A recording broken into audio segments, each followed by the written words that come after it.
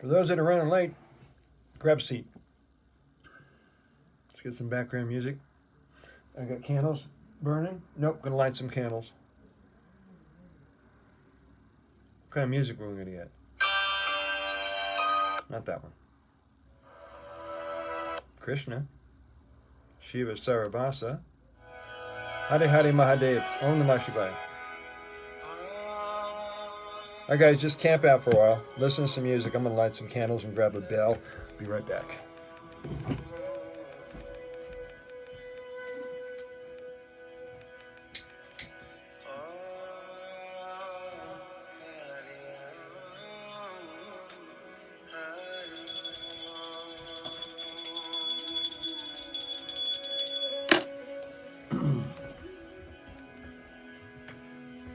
Anybody there? Post a comment. Tonight we're going to go over the concerns, dogma, and superstitions. So we'll throw in traditions as well about urine therapy, aka Shivambu, as many of us prefer to call our holy water therapy and practice. It's an everyday practice. If you want to get everyday results, if you want to continue and build momentum, you will not wait very long before you do your next protocol. Now that protocol could be topical, that protocol could be oral, that protocol could be vapor and gaseous form. As Matt Senna would point out, use your nebulizer. As Christopher McCord, who just got a high medical type of nebulizer, would tell you that the vapors and the gas that are emitted from the urine have a healing effect as well. So if you're using that nebulizer, get it up your nose, point it at your eyes, and breathe in new life. So right now, I'm going to go over some of the quick notes and tell you some things that you probably hadn't considered, but you might have considered about your water.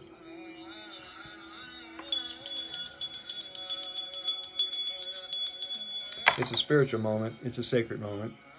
Every moment is a sacred moment. Let's bring it on. Let's bring it on. Let's bring it on. Shivambu is an intuitive and intelligent water. It's made by your body. It's made for your body. It is the only known risk-free medicine. That means that no harm can ever come to you as long as you're practicing urine therapy.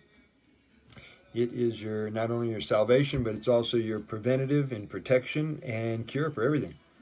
That means no harm can come to you. There are no contraindications.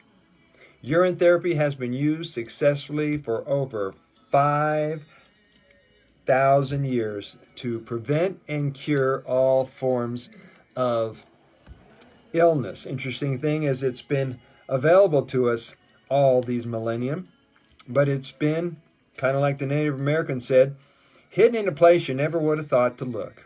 Now the Native Americans are referring to the light, or love. They say the Great Spirit hid it in a place nobody would consider looking. He hid it in their heart. Well, how many would consider looking in your bladder, or looking when the water comes out of you, that might be meant for you? Just throwing that out there, my guys, friends. See, we received brainwashing as a child, and this is why the people who are hearing the call are able to make the switch. That perhaps they had an inkling that drinking their water was the real deal, and everybody else got it backwards. Everybody else was crazy. We started getting brainwashed as a child. We were told, oh, clean your hands after you go to the toilet. After you urinate, make sure you clean your hands so that you don't contaminate yourself or get sick. And what kind of crock is that? That old wives' tale. And what did that create? It created a whole world of neurotic, obsessed, and uptight people about being totally hygienic, having proper hygiene. And we also got neurotic and obsessed about the toilet, because that's where you eliminate stuff. Well, not so much with your water, because your water is not from an organ of elimination. Somebody once posted on Instagram, it's only considered a waste if you waste it. So here's some more pointers about looking at your concerns, dogma, traditions, and superstitions about urine therapy. One person asked me, they said, I know you should store it in glass. That sounds like a good idea. But what about plastic? Should I not store Shivambu in plastic? Well, my friends, just to remind you that your use of your urine is your use of your urine. It's an intuitive medicine, and how you use it is perfect. When you use it, how you use it, and even if you fast from it. Yes, I've even admitted to people, this is something that you learn from your spiritual teachers and from the Bible. They say, take a day off. Well, I say that makes sense to me. Take a day off a week from food, take a day off a week from drugs, take a day off a week from everything. Take a day off a week from work. Take a day off a week from thinking. Take a day off a week from even doing your Shivambu. No, don't do that. No, keep it going every day. I wouldn't mean to throw that in the same category, but moderation is an important key to everything you're doing. So the reason the question came up about storing in plastic, because you got to understand it alchemizes. Shivambu alchemizes anything it touches. So for all the people concerned that stored water in plastic bottle is going to leach the plastic and the chemicals into the urine, you can forget about it. Besides, if you want to do long-term storage, I would highly recommend you flip over to anything like glass, copper, brass, earthenware, aka clay pots, and in the Damar Tantra, it even mentions using plantain leaves. You can form them in a certain way and tie them up and they became a vessel. Well, you got to know that the best thing you can put your water in when you got nothing and you're out in the middle of nowhere is the palm of your hand, because this is sufficient enough to put it where you need to put it. Down the throat, sniff up the nose, over the eyes, the ears, the face, the hair, the belly button, front, back, anywhere you want to put it. You get a sting, you get a bite, you get a sunburn, you get a skin condition. That's your go-to medicine. You can forget about hydrogen peroxide unless you want to get that bubble action going on. So the question comes up, should you cover the jar that's storing the urine? And what should you cover the jar with? Well, most people are using a 1 or 2 quart ball jar. All right? You have several options here, and once again, it's an intuitive medicine. So let's stick with that as our premise. Number 1, you can put it a cheesecloth, a sprouting bag, a flaxseed bag, nylon stocking, whatever you want over the top of the jar lid, and put a rubber band if need be, or an elastic strap or something to hold in place. Now, some people think that's a cool idea because it supposedly filters out anything that would come in, and it also aerates the urine.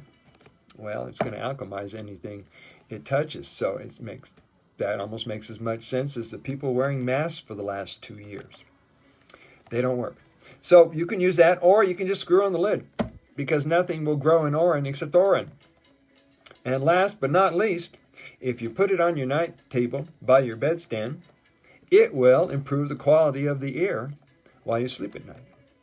It's because I have been known to do that. You take your urine bottle, which this is a water bottle, but you could actually leave that open by your bedstand, and anything that would float around the air of these vapors from the urine happens to come your way, I'd be thrilled. And you might be having awesome dreams about Shiva if you do that at night. Let's go on to the next point right here.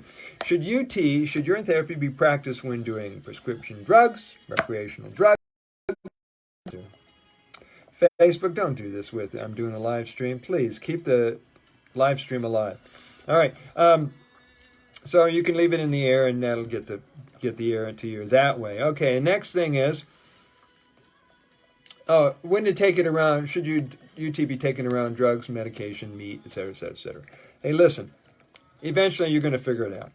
But in the meanwhile, in the temporary time period, when you're still taking those drugs, or doing your recreational drugs, or eating meat and dairy and all the things which you intuitively know shouldn't be doing anyway, take your urine therapy on 2 hours on either side of these items. 2 hours before, 2 hours after. If you're doing food, you can get it as close as 5 minutes up to the food because it's food. You can wash down your food with your urine if you want to. I do it from time to time. It's no big deal. It is water. It is nutrients. So does that answer your question? Take it out in 2 hours of either side. But you got to know this, that within a short period of time, when your chemistry readjusts itself and you become cleaner and purer and healthier, the chemistry in your brain is going to change. And the things you used to be hooked on, addicted on, you'll lose interest. You won't even think about doing the drugs you got from your doctor, or doing the supplements you got from your health food store, or doing the recreational drugs you did because that's what you thought you need to get through them tough times. You're not going to need that stuff anymore. And you're going to say goodbye to coffee. You're going to say goodbye to cigarettes. You're going to say goodbye to anything which you intuitively know is self-destructive. So it would be nice for all of you guys to be free from that. And let's move on to the next topic. People ask, how much? How often? Should I take it at bedtime? What about in the middle of the night? All right, once again, it's an intuitive water. So, how much means as much as you can take on a given day. Drink as much as you can, as often as you can. Discover why I'm a pee drinking man, says Brother Sage, sung by Matt Senna. You can find that on my YouTube channel. It's a great song. You got to understand, how much is an irrelevant question. How much health can you stand? How much health improvement are you going for? Drink as much as you can, as often as you can. People loop, which means everything they collect, they drink. That's up to you. If you don't want to take that much in during the day, and only you can come up for the reason why not, then do sip looping. Sip looping is a milder version of full out looping, and that's simply taking a sip of every time you pee and you collect it. Take a sip, put the rest in the jar, store it for the next time you want to use it for topical use or oral use. Gotcha? Thank you. Leave a comment. The other thing you can do is while you're looping, see how long you can hold it in your mouth. I posted a meme just about an hour ago that stated, quote, David Blaine broke the record by holding his breath underwater for 17 minutes. Well, to that I say, so what? I can hold piss in my mouth for 20 minutes. Let's see David Blaine do that. So that's only in our world. Would that make any sense that I said that? How often? As often as you want to. Hi, Tina. I love you. I'm talking about overcoming the concerns, dogma, superstitions about urine therapy and how to keep it simple and how to keep it most effective. To keep it simple and most effective is stop asking people how to use it and rely on your intuition. Well, maybe I shouldn't say that. I'll run out of clients. 7 billion people. I'm getting clients that are contacting me, texting me at 5:30 in the morning, saying, I need to talk to you about my health improvement and use of urine therapy. I said, okay, can we start at 9:30 in the morning? I'm not even fully present yet. So that kind of happened this morning. It happened yesterday. And that client's coming for her third session on Friday, which is tomorrow. We're making progress, by the way. Should you take it before bedtime is a good question. Once again, if you want to take it at bedtime, it's your call. If it doesn't cause you to wake up to pee in the middle of the night, fine. If you do happen to wake up in the middle of the night and pee, you can drink it and go back to bed because you got melatonin, you got oxytocin, you got serotonin, melatonin, magnesium, DHEA, B vitamins, all kinds of things that help cut stress and help you to relax much, much deeper. So if you want to get up in the middle of the night when you got to go do your thing and you want to stop and drink some or just collect it, that's your call. I take a sip, put it in the jar, go back to bed. Okay, what else we got here? Midstreaming. Midstream. You've heard about midstream? Did you read the Dhamma Tantra somewhere? Or did somebody tell you that it was a good idea to just cut out the beginning of the stream, drink the middle of the stream, and then eliminate the end of the stream? Well, my friends, we're going to get into the area known as tradition and superstition. Because a lot of those teachings and a lot of teachings that are handed down through the centuries are based on traditions that are based on superstition. And a lot of people from certain traditions have somehow associated urine with that of a snake. So in their mind, that the beginning couple of drops could have poison in it, could have heavy metals in it, could have after-effective drugs in it. I don't even approach it that way. You see, every drop is precious. Every drop is custom-made for you, by you, So I wouldn't worry about it. What little traces come in there is going to be flipped around because of the shivambu. It'll alchemize it, and it's going to be used by your body's intelligence and understanding to re-chemicalize it or restructure it so that it is one with the shivambu, and it can be used to heal what's ever left from that, traces of that in your body. So the same thing, and I learned this from Dr. Group, if you people who have the UTI thing going on in the urinary tract infection, well, that stuff is coming through the infection is coming through with the remedy. So the remedy, if you have a UTI, that is exactly the time when you want to be doing urine therapy. For all the people say, well, I got a urine therapy, UTI thing going on. Should I do urine therapy? Hell yes, you should be doing urine therapy. All right, you got that part. All right, the best vessel, I already explained, the best vessels to use are either glass, earth, or clay. Pots, copper, brass, or best bet, the palm of your hand. All right, that's it. Any questions before I jump off? We're going to do our inner peace meditation tonight at 8:30. And if you don't know what it is, I'll just remind you. For 20 minutes every night at 8:30, beaming, broadcasting live from Sanctuary Garden here in Boulder, Colorado. Blessings. Is the inner peace meditation, and it's for world peace. So before you drop down and go into your deep, deep state of stillness and quiet, beyond the mind, before you get home, before you go to that place, send blessings, send light to all beings. All beings. And then do that for 20 minutes. And it doesn't matter where you live. Find your position on a couch, on the floor, on a chair, on a mat, whatever it is, on a bed. And do that for 20 minutes. Do not look at your screen. This is not a virtual meditation. Where have we gone to?